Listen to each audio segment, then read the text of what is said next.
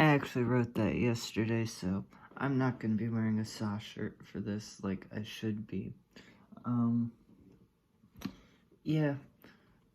So I was thinking about it, and there's actually some things in common between, say, Saw, Power, Philosophies, and the Sith. And yeah, so the shirt I had on yesterday, live or die, is what my shirt said. The rules are simple, though in that complicated as you make your choice in the matter. Saw is a franchise I've considered quite a bit in the past, and very Darwinistically projecting in some areas. However, I don't discredit it in its main, thesis of, I don't discredit the general idea at face value, but John Kramer's enactment of is solipsistic in viewing himself as this ultimate arbiter of people's will to live. I mean, take for instance in Saw 6, whenever the man who had his lungs crushed for the abhorrent sin of smoking, as if it's the sole person with the horrific life-negating vice, just to prove a point, I don't know. Through his own form of detached retributive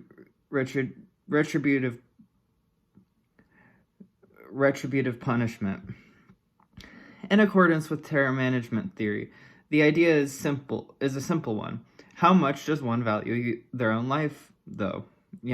And with that, it aligns with mine of what's a good Nietzschean without neurotic nihilism? What would a person do to survive, even if it meant losing a piece of themselves that seems vital? As seen in the films, most people take the path of least resistance, assimilation. Every conventional idea, however, had already been preconceived and removed as a flaw in the game as a result of doing everything. And as a result of doing everything that was expected, wind up dead in scenes of gratuitous gore, which make this series so worth watching. Like a moth drawn to a flame, burning oneself out. It's like the Sith do.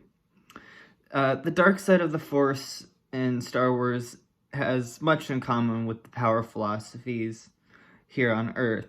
Existentially extreme individualism amassing accumulated power through said process, and through said process, personal progress.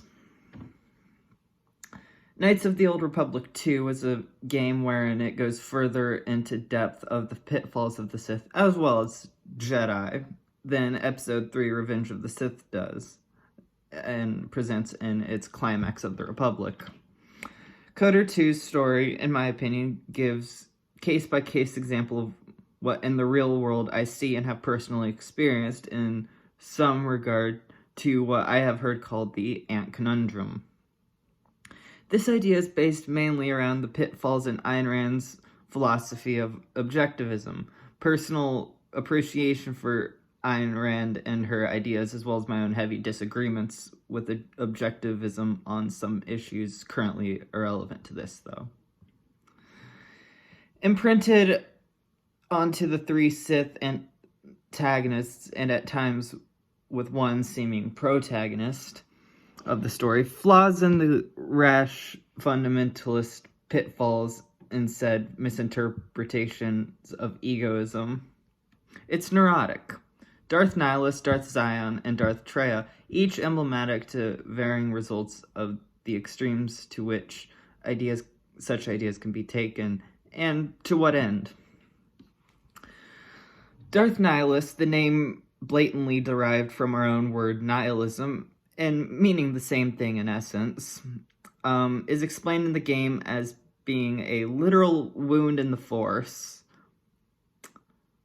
with the body of a man, surviving by literally consuming the force of living things, even entire fucking planets. He was a husk consuming but never satisfied. And as justification, not unlike Emperor Palpatine's concept of unlimited power, Nihilus gave his reason for doing so as to bring order to the galaxy, when he himself was a mere shell. Just a man, in the end, as he was revealed, though. Darth Sion was the epitome of pain.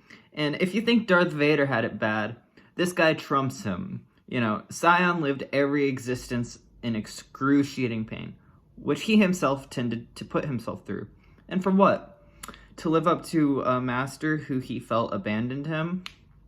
Darth Sion was fueled by his pain, and it was the only thing keeping him together while also ripping his body apart every second. He had achieved immortality in this, but to what worthwhile degree? In the end, like Wallace Baker, he welcomed death serenely. Darth Traya, the secret manipulator behind the entire plot of KOTOR 2.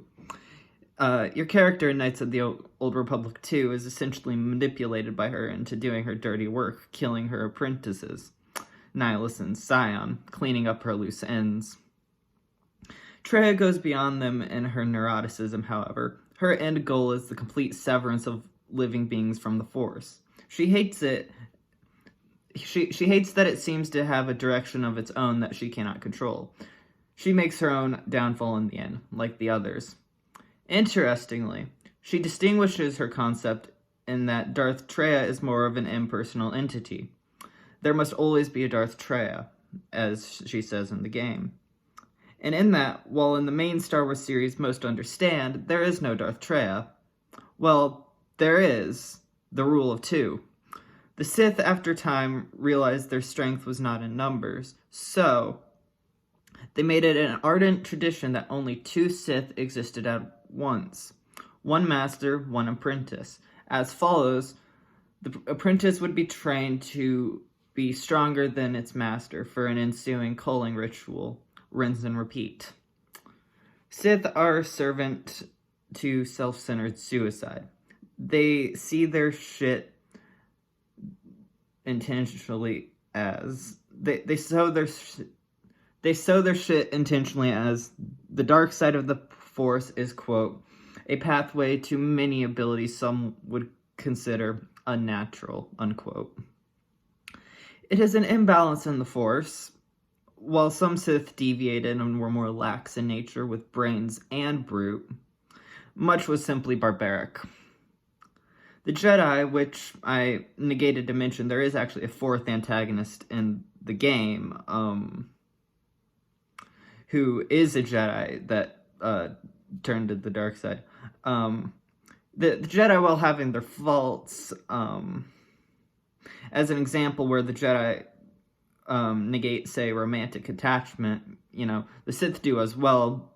However, the Sith do so in that most kill their loved ones. You know, Anakin killing Padme was not an isolated incident. You know, in the Star Wars universe, you can find, I think, Malgus did it.